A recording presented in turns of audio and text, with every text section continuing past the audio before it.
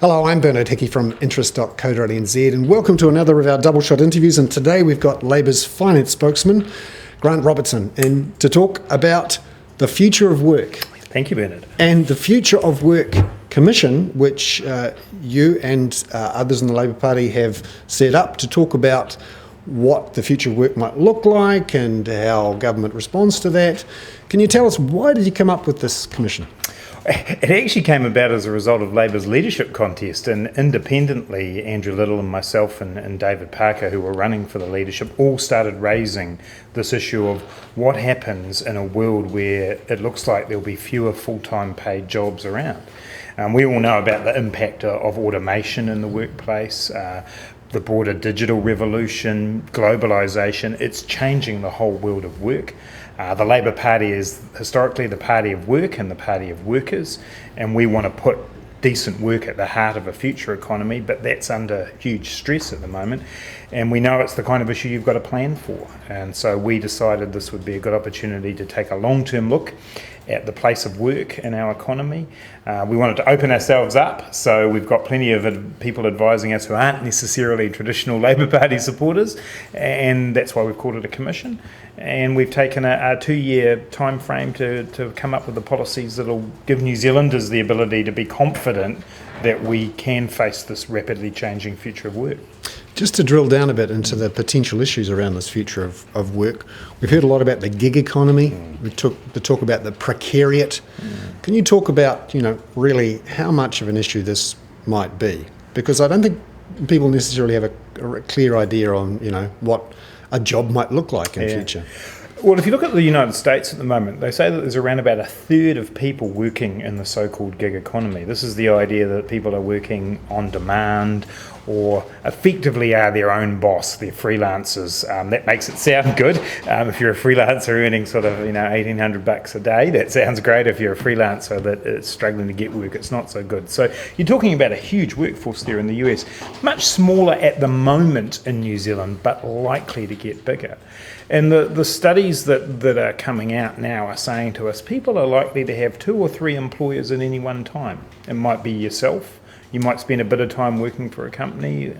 You might also have another job on the side of that. Studies saying that the average school leaver now will have 6 to 8 different careers in their life, let alone individual jobs. And actually, even the whole notion of a job is under challenge. I mean, you've got IBM's Liquid program where they put up tasks on their website each week and people bid in to do the task. So the notion of a job as we've seen it, of set hours going to a place to go to work, is already deeply challenged and will start, I think, to become less and less normal in the future. But could that be a good thing? It just means you earn more money and you've got more flexibility and you don't have to answer to some boss you don't like. Absolutely, and the opportunities in the future of work are huge. The challenges are big too, because let's take flexible work as an example. The idea that you could build your work around your life rather than the other way around is hugely attractive for people and much more beneficial, I think, to people's overall well-being and what we all want from our lives. But if flexibility is forced on you, then it's not flexibility at all. It's actually exploitation, and we've seen the whole 0-hour contract argument. That could, in some people's mind, be the ultimate flexibility, certainly for the employer, but not for the employee. But yes, there's huge opportunity here. There's great opportunity for people to use technology to be their own boss, to undertake that entrepreneurial idea and use the technology to get it out there. And we, as part of this project, want to find better ways of supporting people into that kind of income generation, because I think it is a big part of the future. So what are the sort of public policy issues that need to be addressed here? Because you could say, well, just let it run. Yeah, that's right. And look, that's one approach, is to say just let it happen. I think the real risk of that is that inequality will grow, that those who have the skills that are in demand will become more in demand, and those who don't will be automated out of work and will become, we'll see their labour less valued. So the public policy issues are how to make sure we address equality. Clearly, education and training and access to education training throughout our lives is a critical point. If there's going to be this constant change, we need to enable people to train and retrain, and Labor's already made some announcements around our 3 years free education and training post-secondary school. That emerges from this project. But learning for life, retraining, active labour market policies. I mean, quite clearly, if people are going to be losing their jobs, we need to be much more active in how we support people through that process.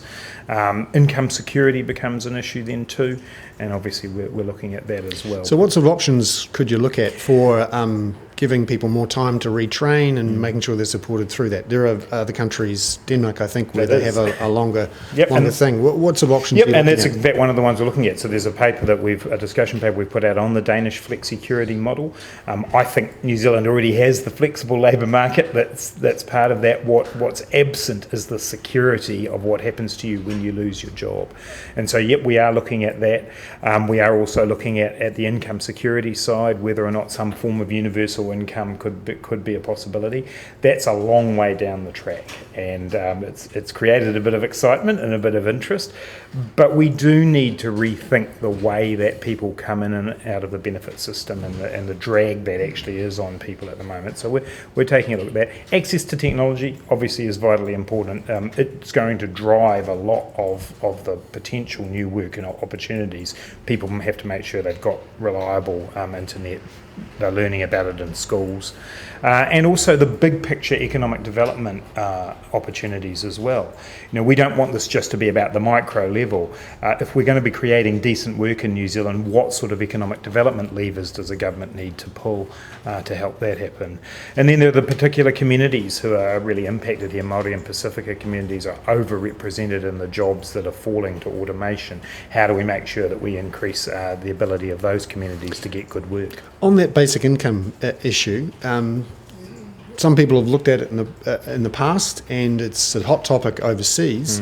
But when you drill down, it looks really expensive to do a proper universal income. So what are you looking at? And I think that's a fair criticism, that in order to do a truly universal income, what we're looking at particularly is how do we enable people to live decent lives in a period where they might be out of work for extended periods or coming in and out of work. And that's the big focus for us. Whether that turns out to be a form of guaranteed minimum income rather than a universal basic income. What's the difference between that would be that there is a minimum level that people get rather than everybody getting that paid by the state. I mean, they are two potentially different models. This is the thing about the universal basic income. There is no one model of it. And in New Zealand, people get very attached to Gareth Morgan's model that he put out in the Big Kahuna. But right now in Finland, actually a centre-right government is looking at a universal basic income. It's been trialled in Utrecht in the Netherlands. We want to look at those trials. But it's very important that people see that this is the beginning of that conversation.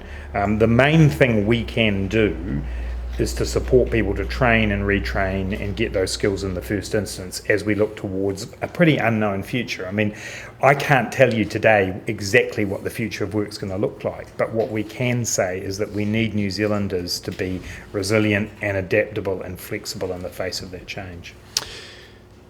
Just finally, on this future of work exercise, is there anything a government could do to try and reduce the amount of job losses through robots or automation?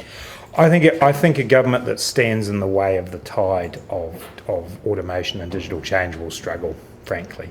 What we've got to do is allow for a just transition to the new change, and that involves looking at how robots, how automation will actually improve productivity, and then how people can be supported into different kinds of work from there. But stopping the tide is not really an option.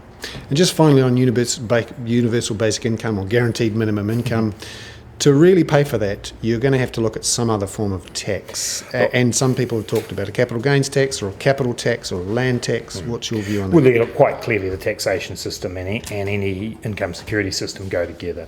What we're looking at is not going to the election, as you know, with a capital gains tax, but with a commitment to create a fairer and more balanced tax system. There are a lot of alternatives out there.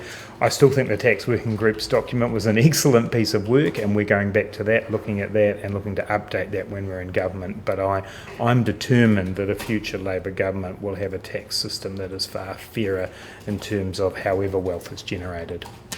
Grant Robertson, Labor Party's finance spokesman there, talking about the Future of Work Commission. I'm Bernard Hickey for interest.co.nz.